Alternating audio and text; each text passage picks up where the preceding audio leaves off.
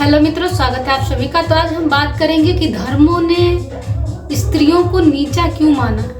धर्मों ने, बुद्धों ने, बुद्ध पुरुषों ने, जितने भी तथाकथित गुरु हैं, सब स्त्रियों को नीचा मानते हैं कि स्त्रियां कुछ भी नहीं है, मात्र शरीर है। कहीं ना कहीं शरीर के रूप में आप जिसको भी देखेंगे उसको नीचा ही मानेंगे। जानवर में कुछ नहीं होता, मात्र वो शरीर है, ना बुद्धि है, ना कुछ शरीर में जीता है, मरता है, खाता है, बच्चे पैदा करता है, जीवन उसका समाप्त हो जाता है। तो उसी भांति स्त्रियों को भी देखा गया। क्यों? क्योंकि ये जो धर्म के ठेकेदार हैं, जो ये बनाने वाले हैं धर्म के ठेकेदार, वो पुरुष हैं।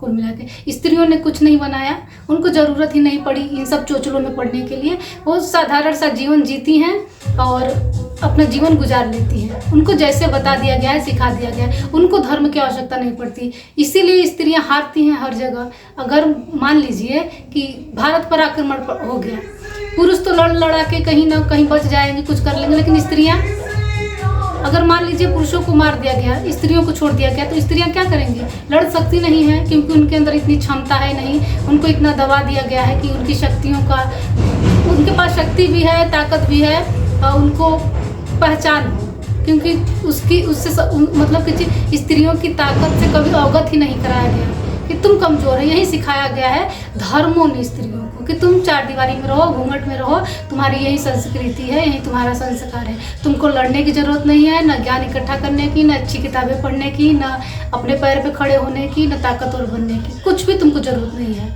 धर्मों ने तो ये स्त्रियों को दिया है, और उस धर्म के लिए स्त्रियां लड़ेंगी तो पुरुषों के द्वारा बनाया गया है, इसीलिए स्त्रियों को नीचा दिखाया गया है। और दूसरी बात है ही नहीं, अन्य देशों में ऐसा बिल्कुल नहीं होता है कि स्त्री पुरुष अलग अलग हों। सब समान जिंदगी जी रहे हैं और सब समान रूप में हैं। ऐसा थोड़ी कि स्त्रियां नीचे, किस तल पे स्त्रियां नीचे हैं? किस तल? आप किस तल पे देख रहे हैं? शरीर के तल पे देख रहे हैं। एक बुद्धिमान जो इंसान होगा, वो शरीर के तल पे जो नहीं जीता है, वो स्त्री को शरीर के तल पे कैसे देख लेगा? ये मेरे मुझसे नीचे है। और आपके ही धर्म के गुरु बताते हैं कि यहाँ सब आत्मा है, शरीर है नहीं। फिर कैसे भेद? स्त्री नीचे हो गई, पुरुष ऊपर हो गया, कैसे भाई? तो ये सब ढोंग है कहीं ना कहीं। ये धर्म के ठेकेदार जो धर्म के नाम पे ये सब चीज़ें चोचले बनाए हैं दुनिया भर के, सिर्फ स्त्रियों के विरुद्ध खड़ा होकर के ये सब चीज़ें हुई हैं कि स्त्रियां कभी आगे न जा पाएं, अपनी शक्तियों को न पहचान पाए। कुल मिला के इतना ही कहेंगे। धन्यवाद।